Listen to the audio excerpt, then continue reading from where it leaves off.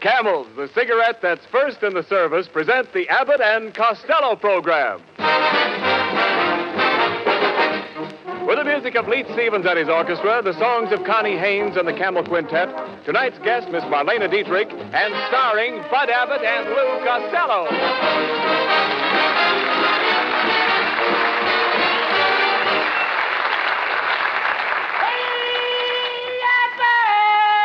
Oh, Costello. Oh, Abbott, will you stop that noise?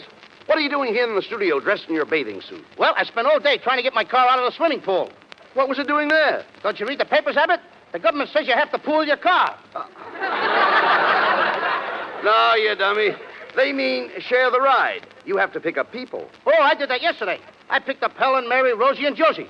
But your car holds more than that. Yeah, but now they only allow you 4 gallons a week.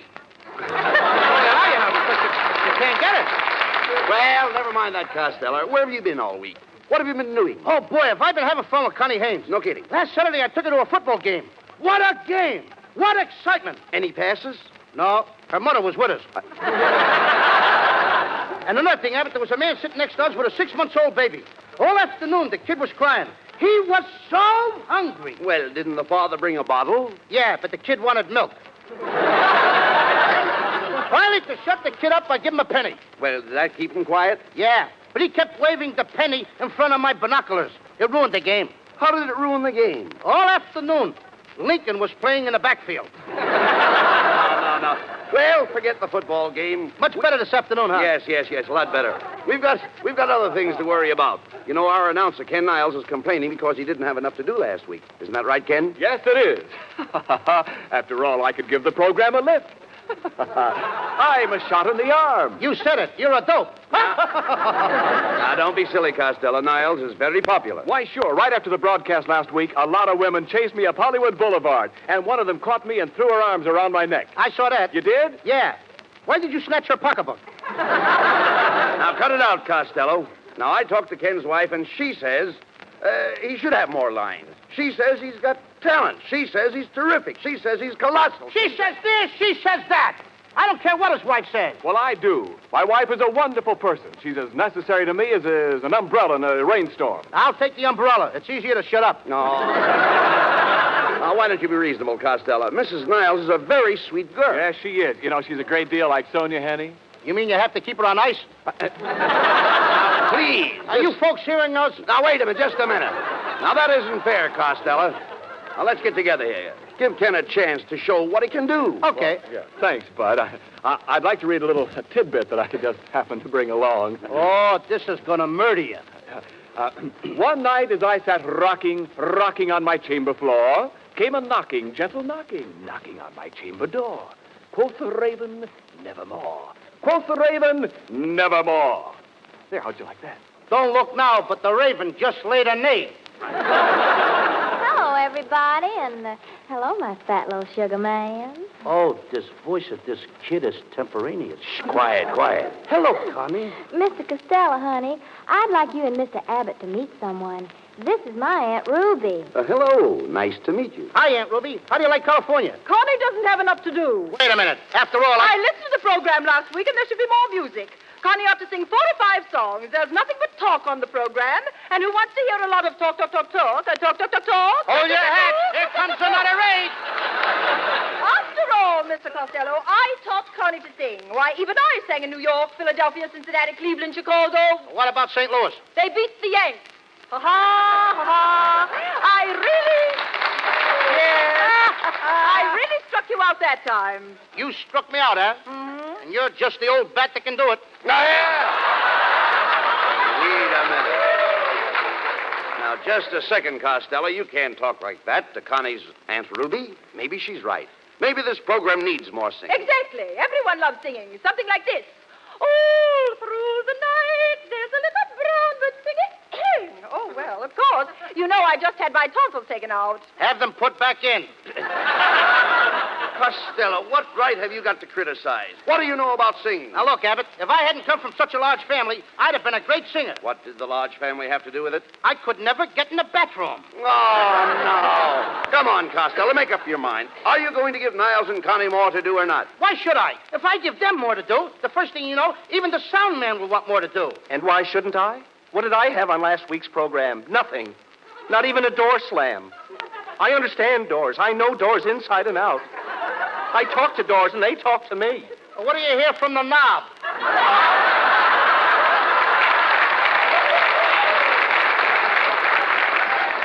Ah, well may you laugh. Little do you know how important every little sound is to me. Even the sound of a moth chewing on an overcoat. Like this. What's that funny sound? That's the moth spitting out the buttons. Don't you think sounds are fascinating? Here is a sample of my day. When work is through, I walk home at night in the rain. I open the door. I go in and shut the door. Then I walk upstairs in the rain. It's raining in the house? Yes, we're waiting for a government ceiling.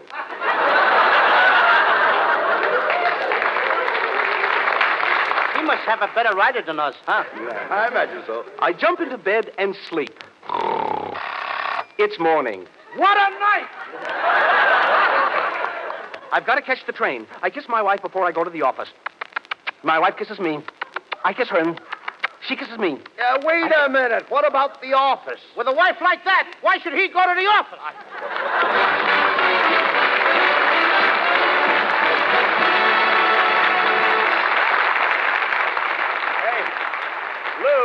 Lou Costello.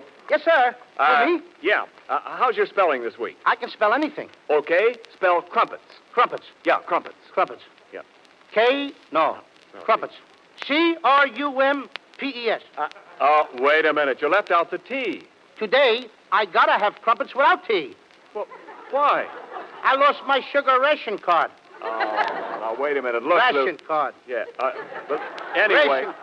Ration or ration. Look, around here, you can't forget any T's. Why not? Well, because with us, it's important.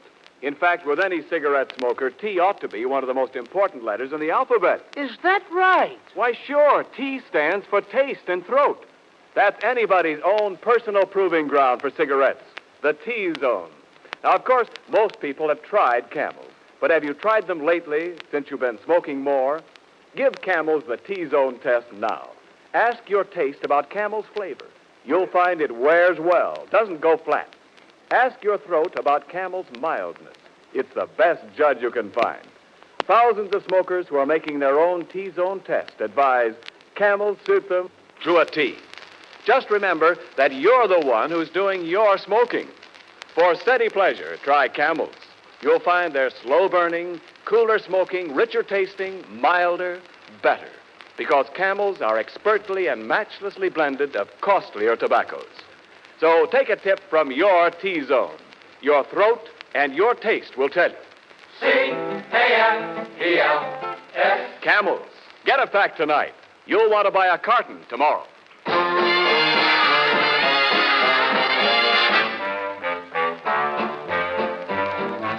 On a February morn, a tiny baby boy was born. Abraham. When he grew up, this tiny babe, folks all called him Honest Abe. Abraham. In 1860, he became 16th president. Now he's in the Hall of Fame, a most respected gent. That is why we celebrate this blessed February day.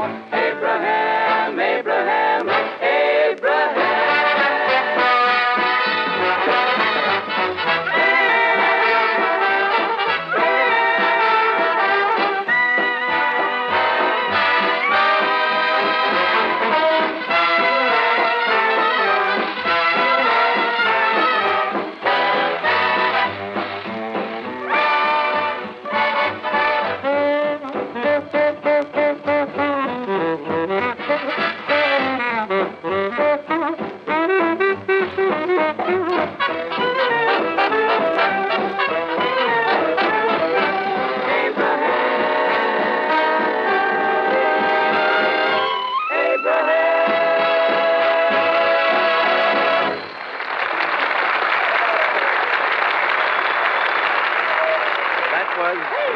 Stevens Orchestra with the Camel Quintet.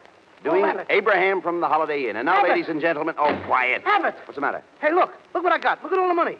Wait a minute, Costello. Where did you get that roll of bills? I went outside for a minute. Just when I reached the corner, a guy ran out of the bank with a bag full of money, and he gave me some. He gave it to you? Mm-hmm. What did he look like? I couldn't tell. He had such a bad cold, he had a handkerchief tied across his nose.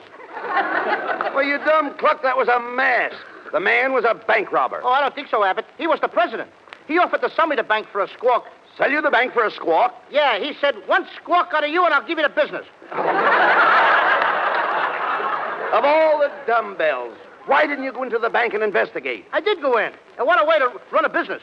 I walked in and a couple of clerks were playing hide and seek. That's ridiculous. Honest. One guy was hiding in the closet. The other guy was under the counter.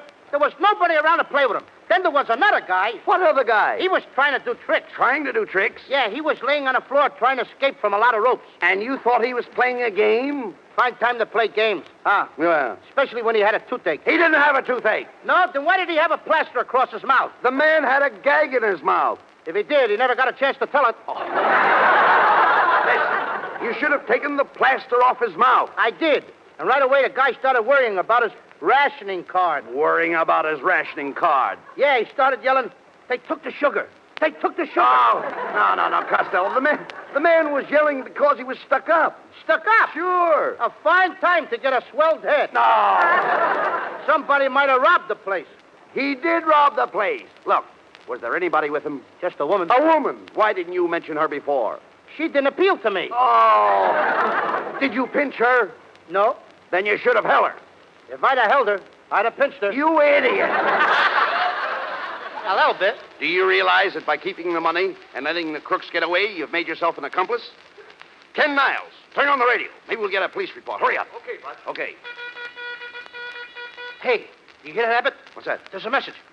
Well, what does it say?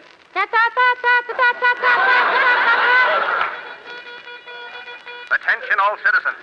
The Fifth National Bank has just been held up by Black Pete and his gang of desperate bandits. When last seen, the gang was headed for their hideout at Pan Gulch. Also at large is their accomplice, described as 5 feet tall, 5 feet wide, that is all. That's me, Mr. 5x5. Costello, you know the police are after you. Now, you've got to capture that gang to clear yourself. Now, you can't do it alone, so call a posse. That's the thing. Okay. Here, pussy. No. Here, pussy. No, Lou, please. Pan Gulch is in the heart of the cattle country. It's the home of the western bandits and cattle rustlers. Then I'm just a guy, Abbott. I became a 3-letter man chasing cattle rustlers. Oh, how could you become a 3-letter man chasing cattle rustlers? I sat on a branding iron. But did that cause you to catch the rustlers? Catch 'em? I passed 'em. But this is going to be a long trip. Now, you'll have to get an outfit. What are you going to wear? I'll wear a 10-gallon hat, a tan shirt, a leather belt, and a bloodhound. What pants? The bloodhound. No, all right. Never mind the outfit. And another thing you'll need is a horse. Have you got a horse? Have I got a horse? Yes. I got a horse, and he's my pal. Well, that's swell. I eat with my horse. That's wonderful. I drink with my horse. I even sleep with my horse. You sleep with your horse? I got it. It's his blanket. Now, tell me, can you ride a horse? Sure, I can ride a horse. One time, Abbott, I rode 2 horses at once, standing up. I had my right foot on one horse, my left foot on the other horse. All of a sudden, we came to a fork in the road. Each horse went in a different direction. That was a laugh. Yeah, I thought I'd split. Well, never mind. The first thing you have to do is find the bandit's trail. When you do, you leap into the saddle and away you go. Your face is stern, your grip is sure, your clutch is firm. How's my transmission? All right, listen, please keep quiet. Then you ride. You ride out across the prairie. You ride for hours and hours on end. That sounds logical. Don't interrupt, please. You ride and you ride until your trousers are worn thin. Finally, there you are. I knew I'd come through. Yeah. Well, Costello, what are you going to do? Are you going out after the bandits? Are you going to clear your name? I'm going to clear my name, Abbott. Attaboy. I'll do it. I knew it was in you. I'm going to get it out of me right now. Come on. I'll get them bandits. But just tell me one thing. If I get killed, what's going to happen to that little fellow that depends on me? The poor little fellow won't get anything to eat anymore. That poor little fellow won't even have a roof over his head. If anything happens, Abbott, it'll kill him. The poor little fellow. Costello, who is the poor little fellow? Me?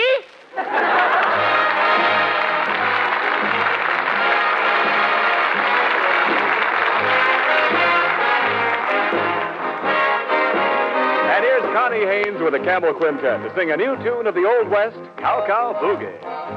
Out on the plains down near Santa Fe, I met a cowboy riding the range one day, and as he jogged along, I heard him singing a most peculiar cowboy song. It was a ditty he learned in the city. Come-a-ta-ya-ya-ay, come-a-ta-yip-to-ay, get along. Get hip, little doggies, get along. Better be on your way, get along. Get hip, little doggies, and he trucked them on down the old fairway, singing his cow-cow boogie in the strangest way. Come-a-ta-ya-ya-ay, come-a-ta-yip-to-ay, singing his cowboy song. He's just too much. He's got a knocked-out western accent with a Harlem touch. He was raised on local weed. He's what you call a swing half-breed, singing his cow-cow boogie in the strangest way. Come-a-ta-ya-ya-ay, come-a-ta-yip-to-ay, Singing his cowboy song. He's just too much. He's got a knocked-out western accent. with a Harlem touch. He was raised on local weed. He's what you call swing half-breed, singing his cow-cow boogie in the strangest way. Come-a-ta-yi-yi-yi. Come-a-ta-yi-yi-yi. Come-a-ta-yip-yi-yi. Come-a-ta-yip-yi-yi. It's the cow-cow boogie, the cowboy's boogie song.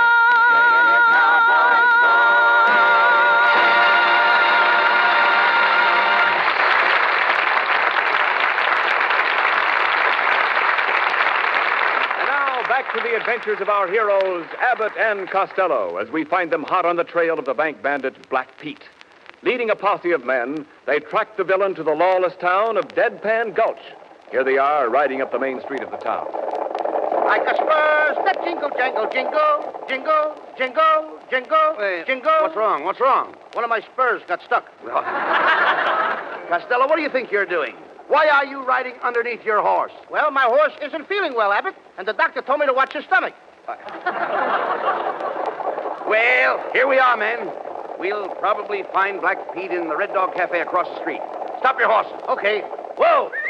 Whoa, Nellie! Whoa, whoa, boy. Whoa. Attaboy. Take it easy, Nellie. Sit down now. Whoa, Nellie.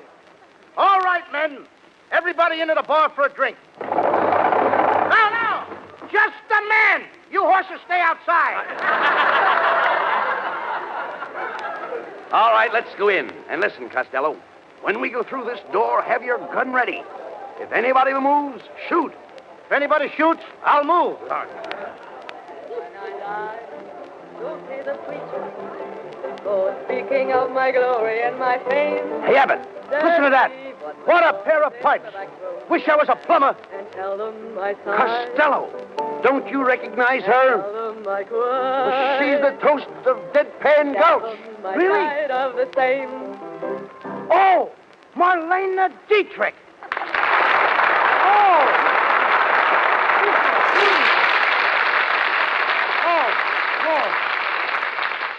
Lou, look at that lovely face. That face has made a fortune. Yeah, it runs into a nice figure. Hello, boys. Hello, boys. How big are men where you come from? Welcome to the Red Dog Cafe. Did you like my song? What do you think of my range? Your range is lovely. In fact, I like your whole kitchen. Oh, you flatter me. You're probably tired after your long trip. How about a drink? Okay, I'll have a Crosby cocktail. What's that? One drink and then bing. With your personality, I would suggest straight corn. What a fresh kid. Just a minute, Marlena. You see, neither one of us is a drinking man. Do you have anything a little milder? try a drink of this very mild wine. Now, that sounds better. I'll try it. Costello, just a minute. What's the matter? I don't understand. That wine is made here by the Hopi Indians. Hopi Indians? One of the Indians is still hopping in it. Costello, that's silly. Come on. Let's go over and watch the boys play roulette. Yes. Or perhaps you both would rather play a game with me. Poker, faro, blackjack. I'd rather play post office. But that's a kid's game.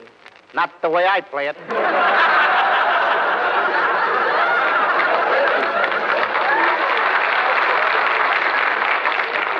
You know, little fat man, I could go for someone like you.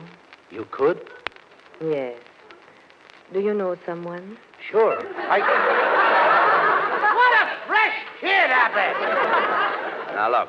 Keep quiet, Costello. Don't talk like that to Marlena. She may know where Black Pete is. Try to win her confidence. Turn on the charm, you know. I'll turn on the charm. Okay, watch me.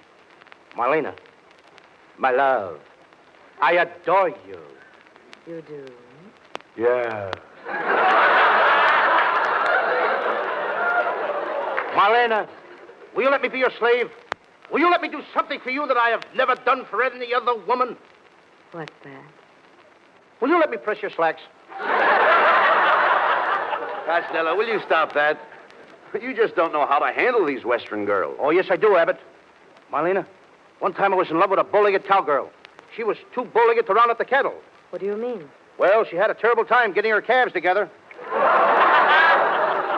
What are you talking about, Costello? You've never even been in love with a girl. Yes, I was. I can see her now. She always wore cotton stockings. Cotton stockings? What happened to her? Nothing. But of all the girls I got tattooed on my chest... On your chest? Marlena, I love you the best. The best? Better than the rest. The rest? In the West. The West? On my chest. On your chest? There's an echo in the joint. Well, there's no question about it, Costello. Marlena Dietrich just can't be bothered with a man like you. Marlena, is that true? Oh, Lou, if you only had the eyes of Clark Gable, Yes, the nose of Tyrone Power, yes, yes, the chin of Gary Cooper, yes. the face. The face of who? That's all, if you only had a face. You know, the kids get nervous. Look here, Costello. We're wasting time. Did you forget why we came to Pan Gulch? We've got to find Black Pete's hideout. Black Pete, he's the most dangerous character in these parts. Oh, he don't bother me. But he's very tough. He eats little men like you every morning when he gets up. That's me, the breakfast of champions. But, Lou, why don't you give up this mad search? It can only lead to your death. I think you got something there, kid. Hey, Abbott, I am scared. Ain't you scared? No, I'm not scared. Then why are you biting my nails? But no matter what happens, I'm going after Black Pete, Marlena. And if I die, I want you to take this shirt of mine as a keepsake. But suppose you don't die. Then wash it and have it back by Monday. And no starch in the collar, either. Listen, Costello, cut out the foolishness. Now we line up everybody in the room until we find our man. That's right, Abbott. Everybody line up and empty out your pockets. Why are you making them empty their pockets? I lost my yo-yo. Now, wait a minute, boys. It's not necessary to look any further. I am Black Pete. You are? What a fresh kid. What a stale plot.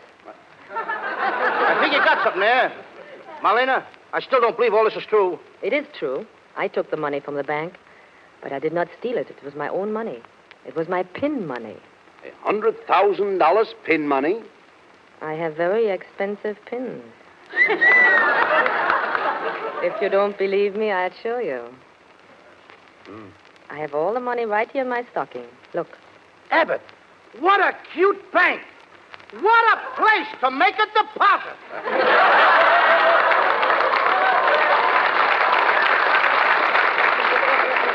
Oh, Marlena, if I give you all my money from the bank, will you put it in your other stocking? Certainly. Costello, don't be an idiot. Your money is safer in the bank. Why do you want to put it in her stocking? Because that's where it's going to draw the most interest.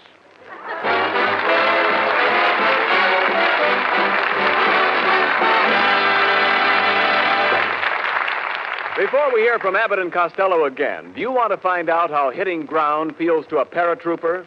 Well, just hop off the top of a truck going 15 miles an hour. But don't try that until you're as husky as an All-American halfback and as nimble as a circus tumbler. Even then, you'd have to learn plenty to qualify for the shoot troops, fighters as tough as any in the world.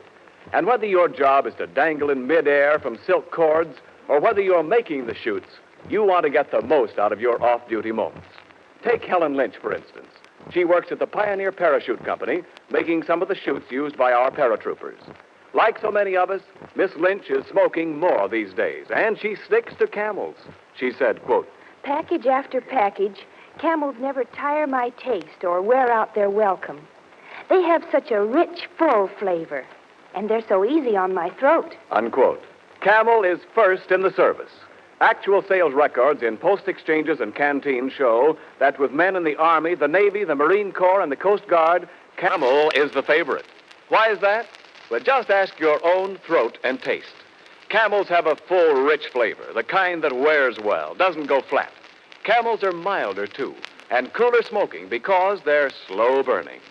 The big reason behind this Camel goodness is costlier tobaccos, blended in the years-old Camel tradition of quality tobacco blending. If you're smoking more these days, try Camels. Your throat and your taste will tell you. C-A-M-E-L-S. Camels. Get a pack tonight. Send the carton to that fellow in the service.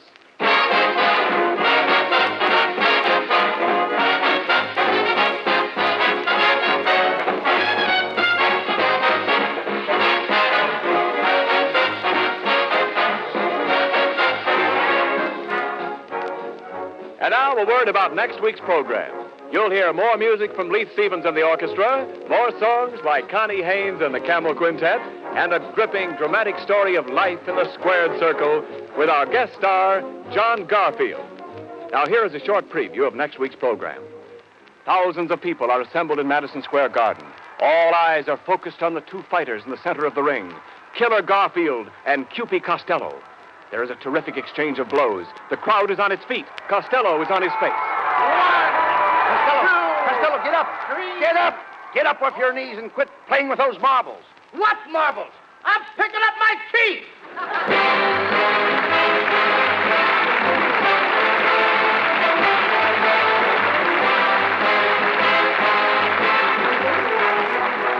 Be sure to tune in next Thursday night at the same time for another big comedy show starring Bud Abbott and Lou Costello, with John Garfield as our guest, brought to you with the compliments of Camel Cigarettes.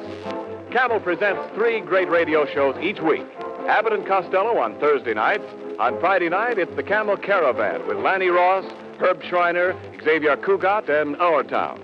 And Monday nights, Blondie. Marlena Dietrich, who appeared with us tonight, has just completed a new Universal picture, Pittsburgh, with John Wayne and Randolph Scott. And here's the latest news about the Camel Caravans, those swell traveling shows that entertain our boys in the Army camps. 15 Army and Navy training stations will be visited this week, including Camp Gordon, Georgia, Camp Pendleton, California, and Camp Croft, South Carolina. This is Ken Niles speaking for the makers of Camel Cigarettes, and wishing you all a very pleasant good night.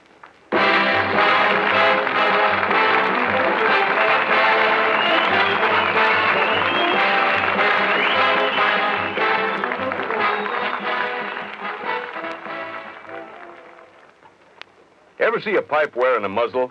No, sir, and you never will, because that won't keep it from biting. Thing to do is get Prince Albert, the brand that's no bite treated for real smoking comfort.